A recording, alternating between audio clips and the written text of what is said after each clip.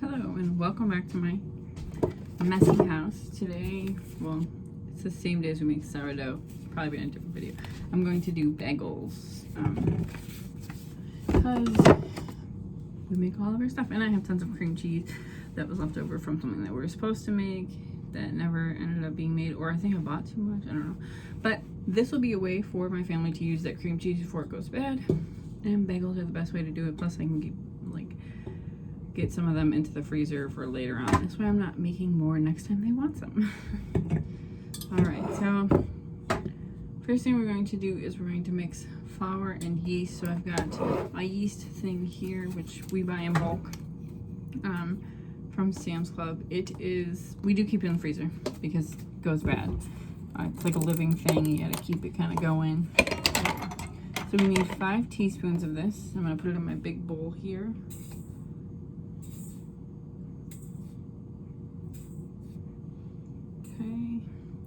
And you're gonna mix it with 1/2 a cup of flour. So altogether we're gonna use 4.5 cups of flour. So we're gonna use a cup and a half now, 3 cups later.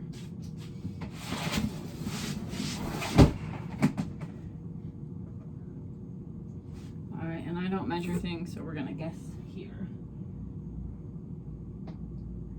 I'm gonna estimate that it's about 1/2 cup, right? Maybe a little more. Let's see. Oof, that looks good.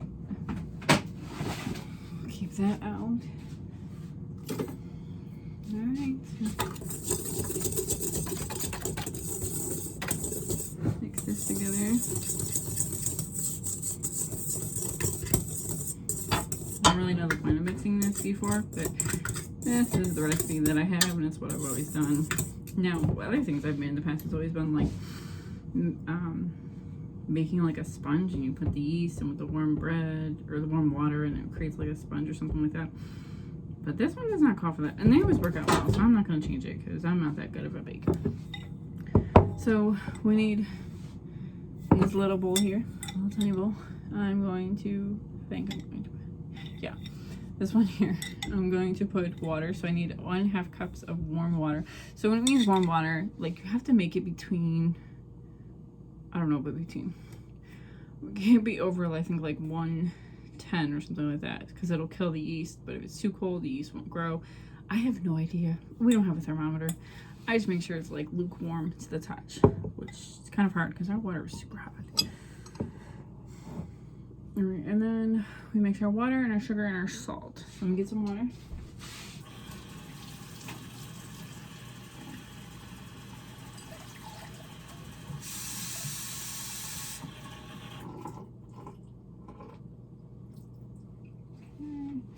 It feels perfect to me, and yes, my water comes out cloudy. I don't know why. Probably a filter or something. We do have a Brita water filter, but we don't really use it. We never had really issues either before, but we are on city water, so who knows what these pipes look like. And our house is like built in 1923. It's pretty old. It's pretty beat up, as you can tell too. All right, sugar. 3 tablespoons of sugar. I think it's 3. Yep.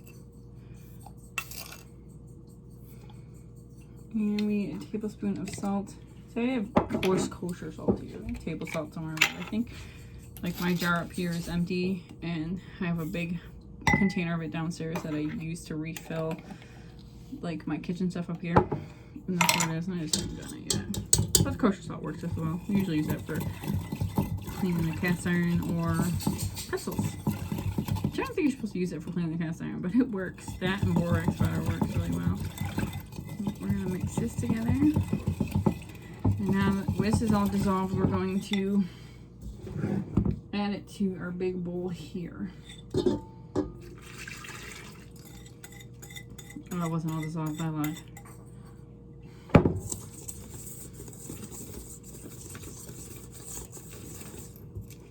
But it's nice and bubbly. I don't know if it's supposed to be, or if it's just sort of mixing.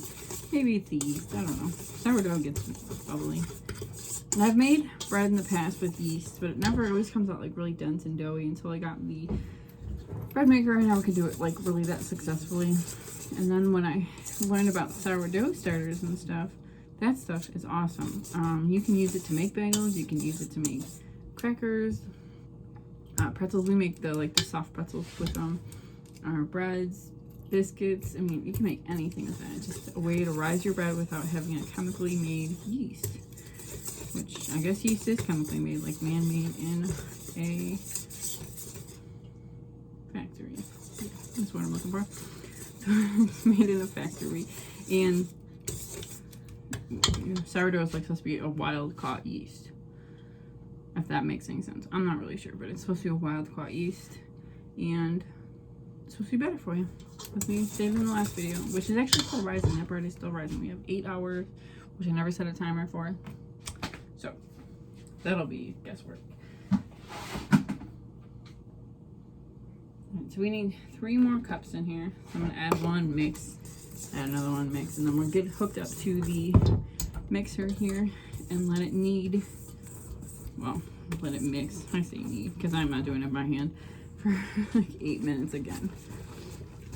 And that's why I don't do it by hand, because 8 minutes is a long time. And my hands don't have that strength after knitting and crocheting most of my life. Alright, we need to switch to a better spoon.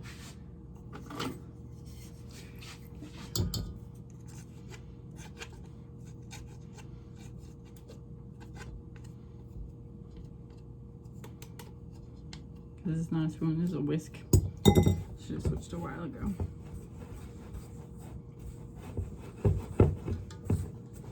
Alright, so this really isn't mixing anymore. I don't know if y'all can see that.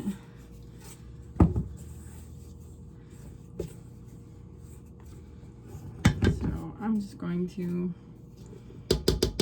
add that in there. Try to scrape most of the stuff off of both of these. And then put it on the mixer, let it mix for a little bit, and then it's got to rest for 15 minutes. And then when that's done, oh yeah, okay, so it's not that long. So we'll let it rest for 15 minutes, and then we're going to cut them into portions of 12 and really shape them into the bagels, which I never make them pretty. So if yours aren't pretty, nobody cares. They'll still eat them. And then we boil them, and then we have to bake them.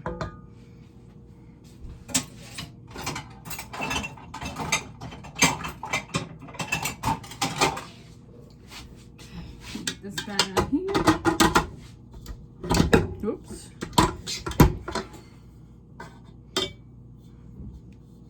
My dog over there getting into things. Lift this up and turn on like halfway and let it mix for 8 minutes, and then we'll be back in, I don't know, about 20 minutes to half an hour, and then we'll make our bagels. All right, so it's been 15 minutes. So this rested for 15 minutes, and we mixed it for 8 minutes. I don't think it was quite 8 minutes, maybe more like 7 minutes, but that's okay. So now I washed off my counter and stuff, and it doesn't really need to be floured. It doesn't stick. Kind of nice like that. So we're gonna kind of lay it out a little bit. Try to kind of keep it in a square. Actually, wait a minute. So when we got new counters, I kept this old piece of counter for a cutting board, but I'm going to use a pizza cutter to cut up my bagels here. It'll be perfect. Just kind of want to get even amounts in each little cut.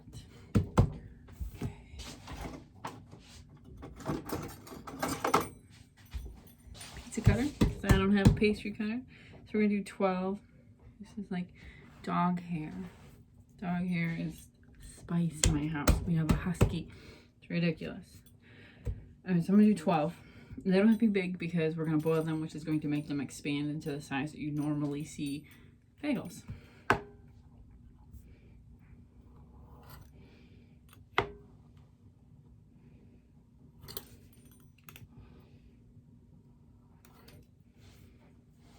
Well, these aren't really even, but it's okay.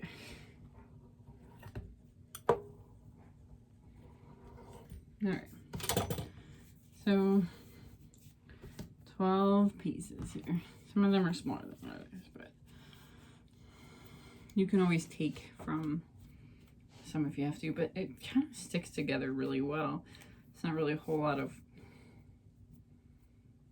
like, it's not very doughy or sticky, like where you can just kind of pull it apart and stick it onto a new one. You would have, like, working this back into here isn't always the easiest.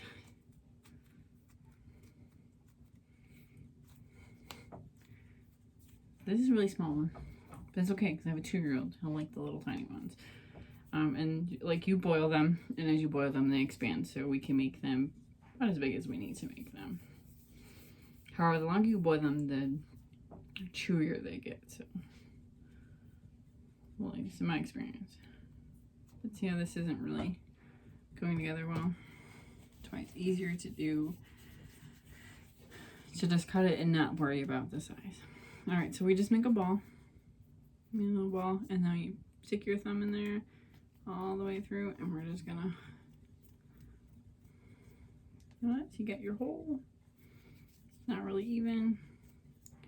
I'm not a professional, and my family eats them anyways. And I'm just gonna start lining them up on my makeshift cutting board.